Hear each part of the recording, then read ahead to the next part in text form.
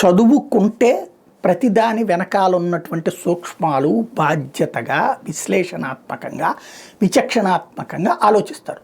చదువుకుంటే తర్వాత ఉద్యోగం ఎట్టా కొనాలా, బ్యాక్ ఎండ్లో ఎట్టా సంపాదించాలా, లేకపోతే ఏదో ఒక రాజకీయ పార్టీని పట్టుకుని ఎలా బతకాలి, ఇలాగ చదువుకోవటానికి ఉన్నటువంటి తేడా.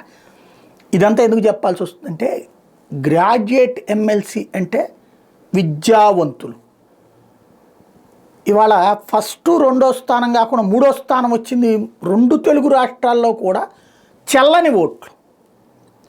ఇక్కడ మామూలు ఓట్లు కాదు కదా, ఇది దాన్ని ఏమంటారు, బ్యాలెట్లో 1, 2, 3 ఇట్లా ప్రాధాన్యత క్రమం పెట్టాలి. ఆ ప్రాధాన్యత క్రమం పెట్టలేదు, ఫలితం జరిగినటువంటి తేడా. అంటే వాళ్ళకి ఓటు ఎట్లా ఇయ్యాలో ఎవరు చెప్పలా. ఈవీఎంలు లేకపోతే ఏమైపోయేవాళ్ళం మనం. ఈవీఎంల్లో ఏదో ఒక పార్టీకే లెక్క కాబట్టి సరిపోయింది. అక్కడ కనుక బ్యాలెట్లు అక్కడ కూడా ఉండుంటే ఇంకా ఎన్ని చెల్లుబాటు కాకుండా పోయాయి. అలాంటి సిచ్యుయేషన్ మనం. విద్యావంతులే ఓటు ఎట్లా అయ్యాలో తెలియలేదంటే ఒకటి ఎన్నికల సంఘం చెప్పడమన్నా చేత కాకపోవాలి. ఆ మాట అనడానికి లేదు. వాళ్ళ సోషల్ మీడియా యుగం. ఎంతోమంది ఈవెన్ అభ్యర్థులు కూడా ఎక్స్ప్లెయిన్ చేశారు ఓటు ఎట్ట అయ్యాలో పదే విద్యావంతులు ఎక్స్ప్లెయిన్ చేశారు.